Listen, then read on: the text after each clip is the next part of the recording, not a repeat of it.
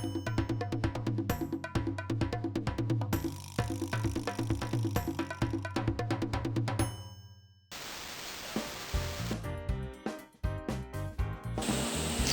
and welcome back to my channel. This is Entrepreneuricals and I am Amira.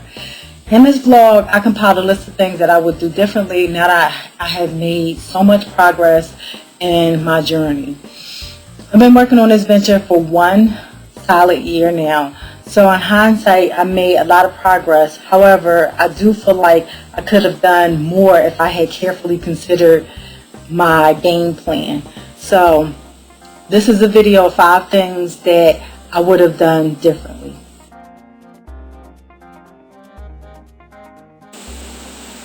When it comes to my partners, I will say that I did make a great choice in the women that I chose. Even though one of them didn't work out, I don't regret the caliber of people I chose. However, my approach to them left a lot to be desired and was a source of a lot of frustration for me, as well as a few setbacks. My approach was very wrong now that I think about it. I simply went to them explaining this awesome idea that I had, and I asked if they wanted to do it with me. And these women were specifically chosen because at some point in our relationships, we had discussed this idea from one standpoint or another. So over time, it became a struggle in who was the lead and why. Even though I was the one that approached them, I didn't realize that I needed to explain the hierarchy. And from that, we struggled. If I had to do it over, I would have formulated an application for what I was looking for in partners for this venture. And that application would have included roles and expectations that are clearly defined. And I would have had specific responsibilities for those roles. I did do this eventually, but it was a source of some significant delays for us, and sometimes this issue revisits. Speaking of roles, as stated previously, I would have approached it differently. I would have clearly explained what I was looking for in my initial conversations with my partners. And then, if they agreed, I would have given them the said application or at least a contract. That way, during all our conversations, meetings, phone calls, what have you, there would have been a clear understanding of who was doing what and why they were doing it. Because this was admitted, there was an air of, why are you bossing me around? So this is something that I really, really regret doing.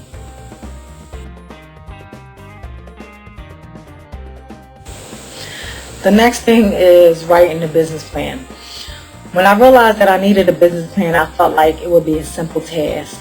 Writing is one of my strong points, so I had the misconception of it being as simple as describing what I plan to do on a sheet of paper. I was so wrong about that. After some research, I learned that the business plan was a structured and elaborate document that detailed what was planned. I ended up spending a lot of time and energy researching and doing some self-learning on writing a business plan.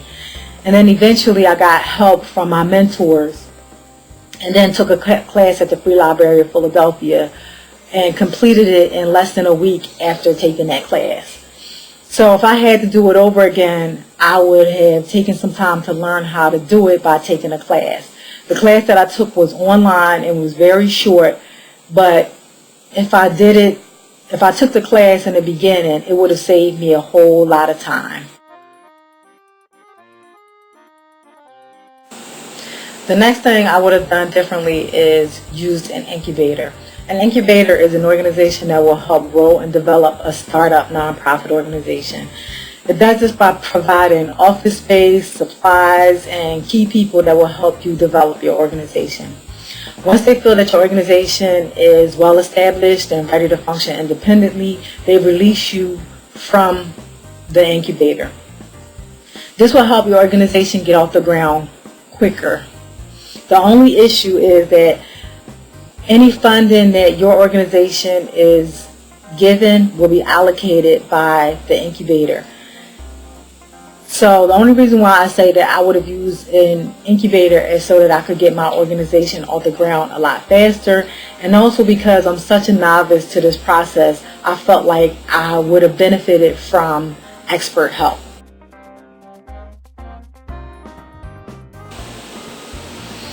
The last thing I would have done differently is seeking help.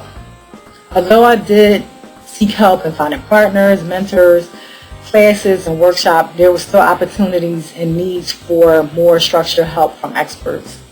Especially when I ran into trouble or hit a wall. I spent a lot of time troubleshooting things that would have been expedited if I would have simply asked for help.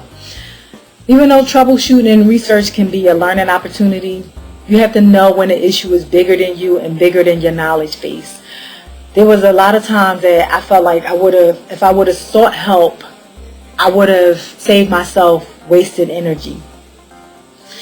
And it's sometimes better to talk to somebody about issues as a means of help, as opposed to sitting on a computer and aimlessly researching and reading a topic that you have very little understanding of.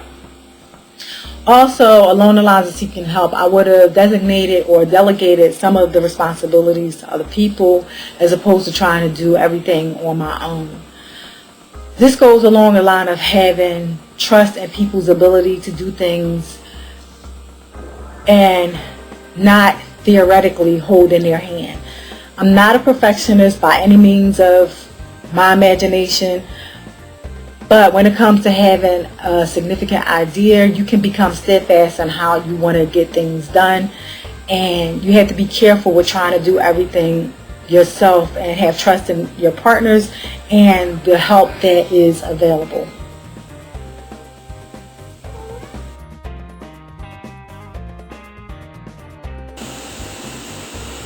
So that's the conclusion of this video.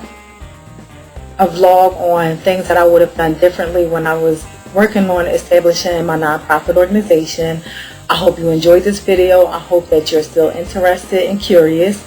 Please, please, please send me questions and comments if there's something that you would like me to cover, because you're also on your own journey.